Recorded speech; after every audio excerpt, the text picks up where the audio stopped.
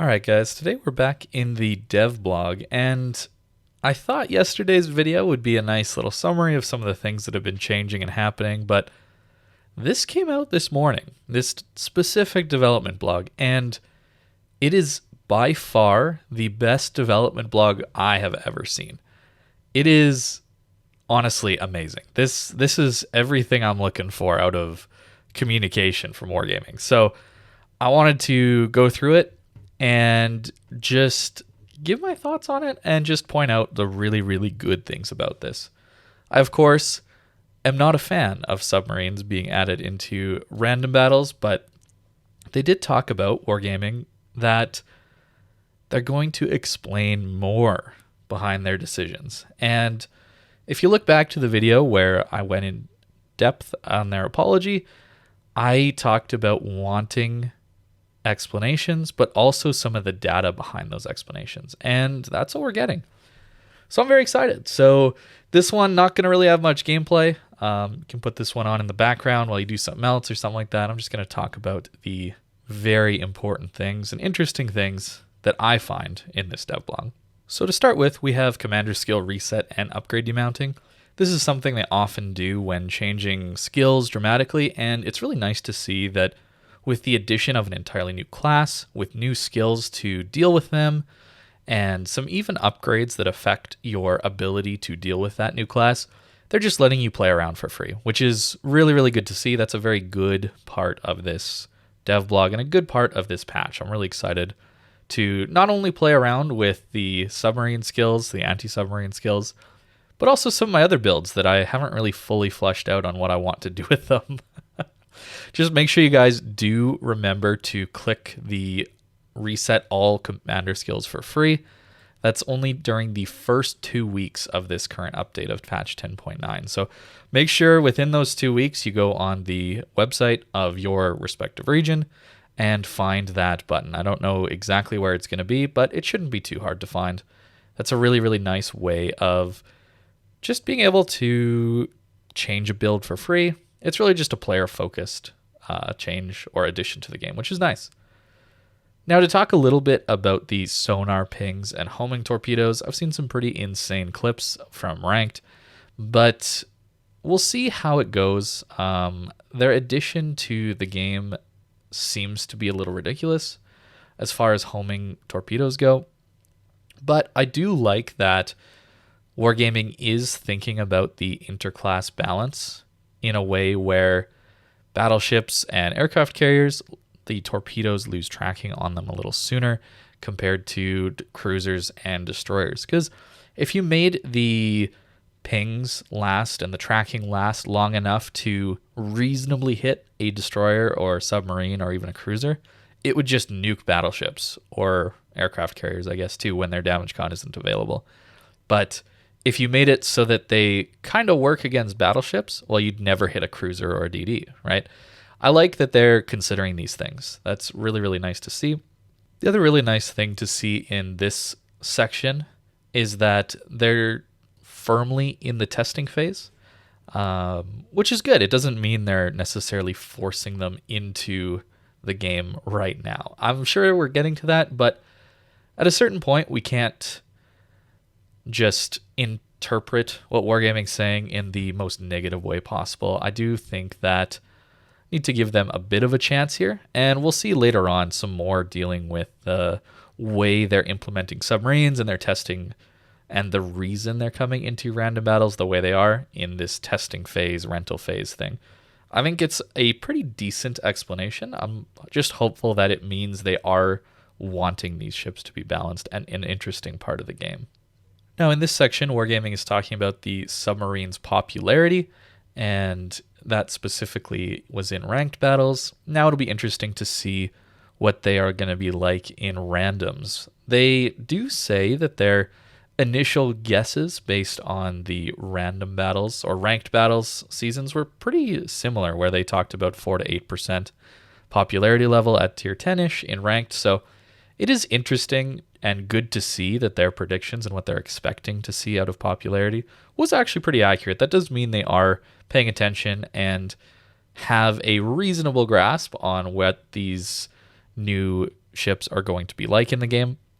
They talk a little bit in this section about subs being a little bit weak in damage, win rate, and battle impact. So they're going to be probably buffing those things. So we'll see what that results in. But I do like that in this section they're talking about wanting these ships to not negatively impact the game. It remains to be seen if they know exactly what is negative for the game or not. Maybe my perspective's a little bit different on that than theirs, because I very clearly see airplanes of any kind as a pretty negative impact on the game, and yet they're still here. So I would like to know what exactly the line is for a negative impact on the game as a whole. But regardless, it is good to see them having reasonably accurate predictions. On top of that, that they're saying they're not going to be balancing them based on just the play rate, right? They're trying to look at the gameplay style and how it impacts the game's meta overall, which is nice. That is a good thing to say. We'll see if that actually ends up happening. Now here we're getting into the really interesting part for me personally, and this is why I find this devlog so amazing. Not necessarily because I agree with the content in it, but because Wargaming is providing data and reasoning behind their decisions. This is very, very good to see. And it is them keeping their word on what they kind of said previously, and that they would be giving more information out to those who are interested in it. And I love this. I really, really do. I think this is a great, great thing for them to do and change. And honestly, reading through this devlog before recording this, it did change my perspective a little bit on a couple things and made me less negative towards this change compared to a different one. Now, we'll talk about that later, but look at these charts for a second. This is the class popularity in ranked. This top chart here deals with every single ranked class and every single ranked tier. The bottom chart here is specifically for tier 10 ranked. So the blue line in both is battleship, the red line in both is cruiser, the green line in both is destroyer, the purple line submarine, and of course, the last one, the orange, is aircraft carrier. It's interesting to see the fluctuations. They do mention this later on, that generally people, when they got the drop for submarines as a rental, they would do it over a weekend. So that's why these they would save it for a weekend where they could actually play the game for quite a bit, and that's why this kind of up and down trend happens. Interestingly, of course, that submarines at tier 10 are significantly less popular than they are at the mid tiers. Maybe that's because people are trying to, just want to try out submarines at the lower ranks, but aren't committed to getting that tier rank 1 and gold league, right? So that might be why they're a little more popular here instead of at tier 10. But it is an interesting thing to see the three primary classes popularity to be relatively similar, especially more so at tier 10. And that aircraft carriers and subs are much, much, much lower. But I think that also relates to the amount of each ship you can get in each game. Regardless, interesting graphs, and I like to see these kinds of things when they talk about the balance and talk about class popularity. It's really, really good for me, at least, to at least value their assessment of things when I can see the data myself as well. Maybe that's a weird weird way of things, but I like seeing the data as well as the explanation too. It's just nice. It helps me to understand things a little bit better. Continuing on with the very, very interesting charts and graphs and information, we have relative damage given and relative damage received here. So essentially what that means is this is percentage based on your HP pool. So if you do as much damage as HP pool you have, the example here they give is 20,000 HP, then you'll do 100%. If you do 10,000 damage with a 20,000 HP ship, your relative damage is 50%. And again, the colors, I believe, are actually different. Aircraft carrier is on the left in blue. And then you have battleship in green. Cruiser is the purple. Orange, DD, and of course, last but not least, is the submarines. And that's in red. It's really interesting to see how much lower the damage dealt from submarines are. That's probably something that we're going to see changed, or at least maybe a little bit different in random battles, as generally it seems like in ranked games, you're more focused on the impact on the game, at least as a DD. This is more of the area that I know. As a DD, you're doing less damage. You're focused more on area control, getting caps, that kind of thing. Of course, dealing damage is important as well, but spotting and area control are very important if you're wanting to win games in ranked as a destroyer player. And that's kind of what we see as we go up from bronze, silver, and gold, that battleships and aircraft carriers are tending to do the most damage, followed by cruisers, then DDs. That kind of makes sense to me. And then we see in relative damage received that the 3 main classes receive the most damage, and that's understandable as aircraft carriers just sit at the back and are usually never spotted, and submarines can just kind of dip below the surface. As people get better at submarines, I would expect this number to drop as well, just because people would get caught less often. Now moving on to survival rate, the colors are again still the same. We can see how much longer aircraft carriers last. The interesting thing, at least for me, would be if some of these charts included battle impact. That was a metric they used a while ago. But for aircraft carriers to be first or second on damage dealt, last or second last on damage received, first on survival rate, and first by a large margin on scouting damage, makes me think they're a little bit overpowered, a little overtuned maybe. Given that they take less damage, they spot more, they influence the game far more often with their spotting and their damage output, and that they don't really take much damage in return. Seems like they're a little bit overtuned given these graphs here. Regardless, this is more about submarines. And you can see subs generally last second most often, right? They survive most of the time compared to cruisers, battleships, and DDs. You'll just see that based on the way they play. I hope that that's taken into consideration when balancing the damage output and some of the battle impact. If your ship is so safe to play and it survives more, maybe it shouldn't have as big of an impact on the game. Unfortunately, that's not quite how the carriers work, as I mentioned already. But here, this is looking at the capture points. And of course, destroyers are just running away with this one. But interestingly, subs are either second or third after cruisers. So they're pretty good at getting caps still, even compared to things like battleships and carriers, and somewhat on par with cruisers. I think that could go up over time as people get better and more comfortable with knowing where they can and cannot go in a submarine. But we'll see what happens there. Potential damage, pretty standard that a battleship will have the most because it's usually the tankier ships, as well as being spotted more often and getting shot at more often with more HP. And scouting damage, submarines are interestingly second in Gold and Silver League, which may or may not, depending on how you believe ranked works, have more skilled players in it. And that really tells me that they're maybe a little bit more powerful than Wargaming are letting on in some of these earlier paragraphs where they talk about their battle impact being weaker and their damage output and that being less than some of the other classes. Scouting damage is not rewarded, but is very important. Wargaming doesn't reward that at all, really, in this game, but it's very, very important. So I hope that is taken into consideration, that it's done more than destroyers even outside of Bronze League, which is very, very interesting. Now here on this graph, they're talking about battle duration, and they're trying to make the claim that submarines don't prolong the battles any longer than games without submarines, in ranked specifically. And you'll see that the orange graphs are with submarines and the navy graphs are without submarines. The thing that this does not take into consideration is games without submarines and games without CVs. I think that if you removed aircraft carriers and submarines, you would find that the battle duration was significantly lower.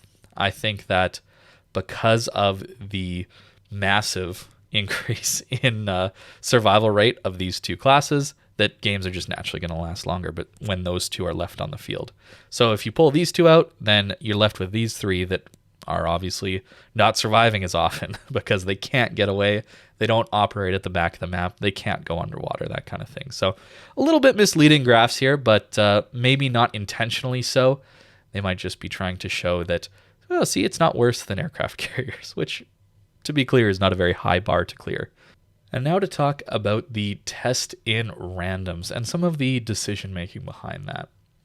I think that what they're doing is certainly better than the aircraft carrier rework. They talk about this later on in this paragraph where after the release updates 0.8 to 0.8.3.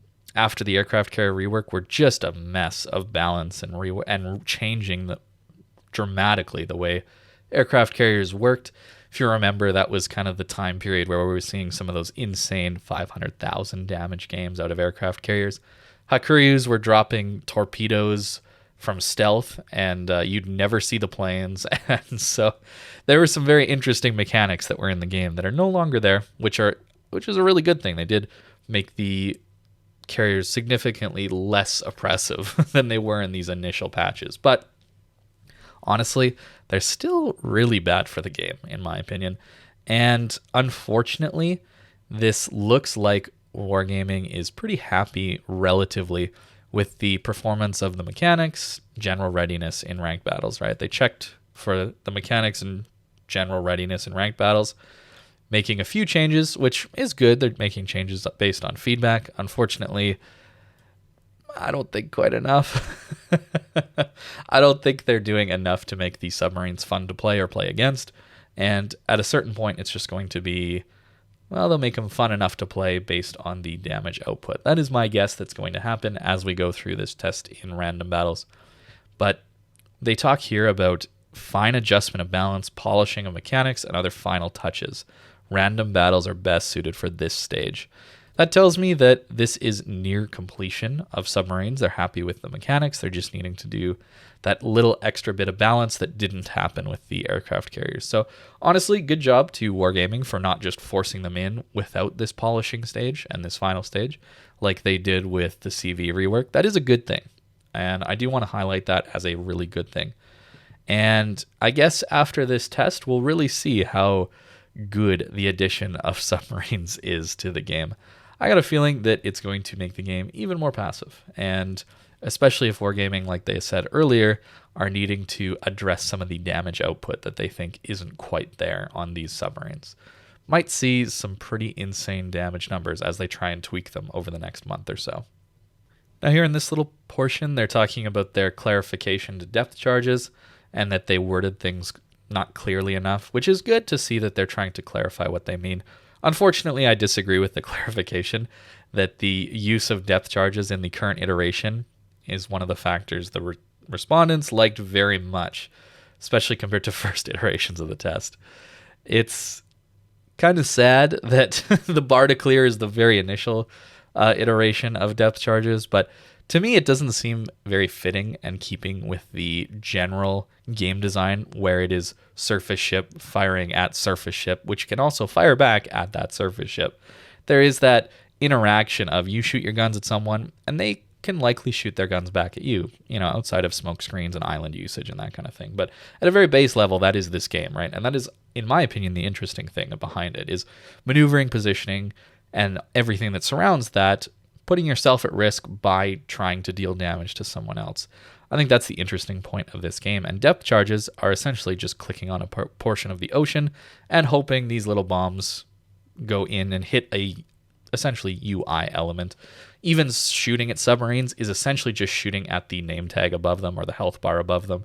And that's kind of sad. That is not really what I'm looking for in a game where I initially started playing for that surface to surface ship combat where you're firing these big giant guns at other surface ships and seeing the interesting effects and potential bounces, dev strikes, and that kind of thing. All that interesting gameplay there. I don't think that these depth charges are nearly as interesting as firing main guns, which is unfortunate.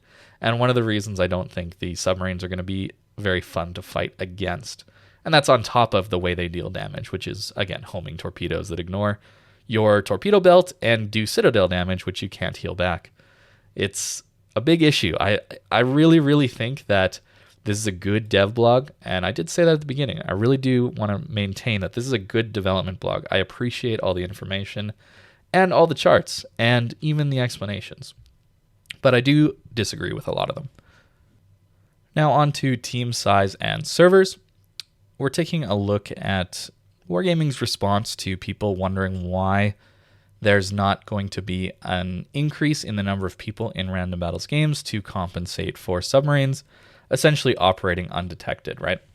And people speculated that it is because of increased server workload, and Wargaming's explanation I actually kind of believe, to be honest. This seems quite reasonable, that the most significant load on their servers is the number of battles, not necessarily the number of people per battle, and that the 1v1 brawls was more work on their servers than any other battle type. And I do believe that, because every instance of a battle would probably have a certain amount of required processing power to start up, right? Every instance would take a chunk out of the processing power of their servers.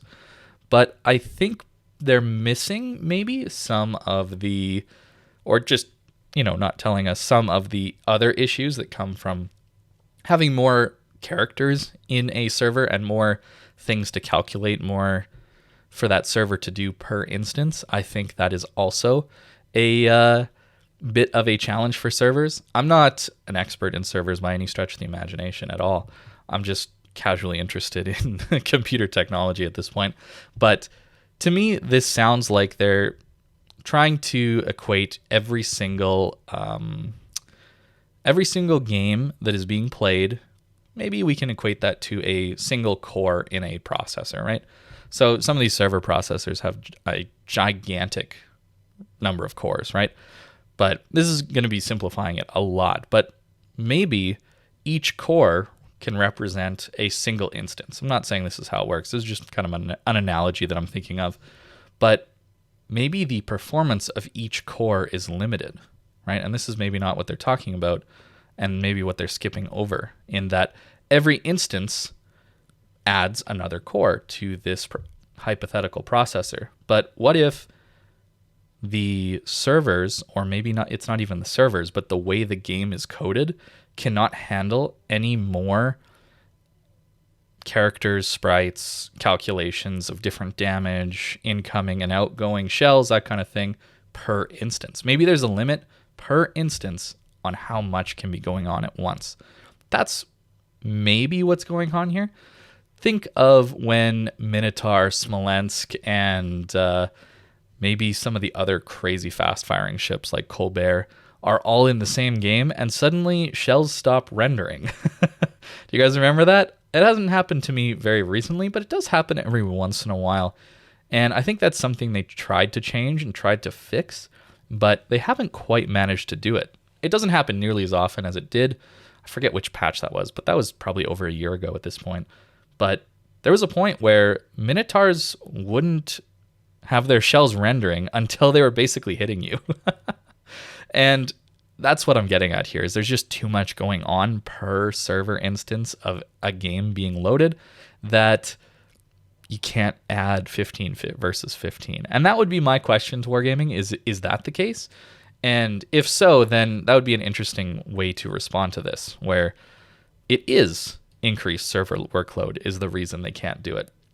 I think that saying that the impact on the player's experience is based on 12 versus 12 and everything's balanced around 12 versus 12 on timings and decision making is correct. And my counter argument to that is, well, we're not going to be playing 12 versus 12 when there's aircraft carriers and submarines in the game, right?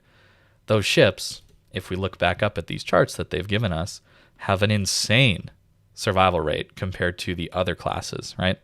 So essentially, when those ships are in the game, you can remove those ships from taking part in surface-to-surface ship combat, right? There's not really an opportunity to kill a lot of these classes, especially the aircraft carriers, but submarines too. They are outliers, I would say. There's not an opportunity to kill them as often, right? So in the decision-making and the timings of things, factoring into things, I don't really think that becomes 12v12. Let's say there's an aircraft carrier and two subs. I think that becomes a 9 versus 9 game, right? And depending on the cruisers and destroyers and even the battleships that you have, it becomes even less than that, because a lot of those ships want to operate out of stealth as well and never be spotted as well. Think of ships like the upcoming Pan-Asian cruisers with their smoke screens, right? We can think of that as a whole line version of Smolensk's. Those ships are often rarely spotted. Destroyers a lot of the time don't want to be lit outside of gunboats, right? But think of ships like Shimakaze, probably wanting to operate out of stealth using those incredible torpedoes, that kind of thing. We're getting more and more to the point where it might be 12 versus 12 technically, but what you're seeing on the battlefield is going to be very different and much less. Far fewer ships are going to be spotted, and I think that's going to lead to a more boring, less interesting game, especially because the ships that aren't spotted are so good at killing you when you push in. So even if you do get bored at the back when there's nobody really spotted, you can't even push the W key to go in and try and have some action and try and have some fun when all of those unspotted ships are just going to pounce as soon as you push in. It's sad. I think that Wargaming is really missing the mark on the impact that some of these ships are going to have on the game. And I think they're maybe purposefully ignoring this impact of CVs, this incredible survival rate, the amount of damage dealt being nearly battleships level in these in ranked, which again, let's consider ranked as being less about dealing big amounts of damage and more about killing the enemy DDs. And good carrier players are just going to go after DDs, which don't offer too much HP. I would say in random battles, you're going to see even more damage dealt compared to the HP rate. The relative damage is going to be even higher in random battles. And same with survival rate. So I love these charts. Again, I love these charts. I'm glad they're giving them to us. I just think their interpretation of them is a little bit misleading, and maybe that we're not being given all of the information that we possibly could be given. That's all. Well, I kind of talked about that for a very long time. I'll try and wrap this up quickly here at this point. We've a little too long in this video so far, but Matchmaker Restrictions, just know that there will be restrictions not only on submarines and aircraft carriers, but them together, right?